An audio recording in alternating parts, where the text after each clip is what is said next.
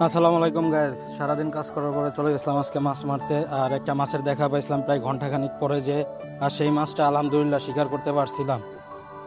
এ আছে আছে আছে আছে আছে।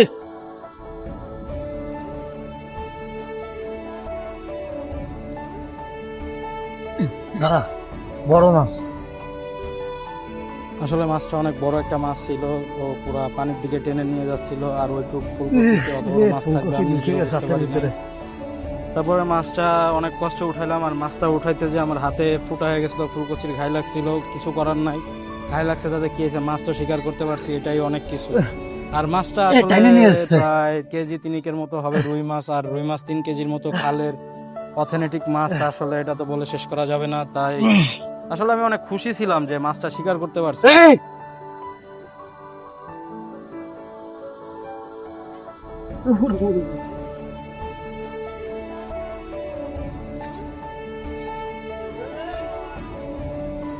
প্রায় 1 ঘন্টা পরে মাছের দেখা পাইছি।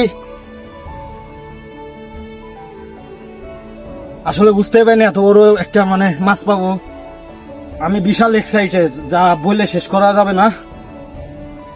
আর যারা যারা বলেন যে আসলে আমরা করি, এই দেখেন সত্যিকারের মাছ কিনা। প্রায় 3 থেকে 3.5 কেজি 4 কেজি ওজন হবে মাছটার।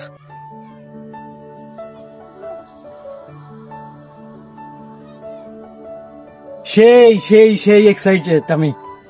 বিশ্বাস করেন, সারাদিন কাজ করার পরে এরকম একটা মাছ পাওয়ার অনুভূতিটাই অন্যরকম।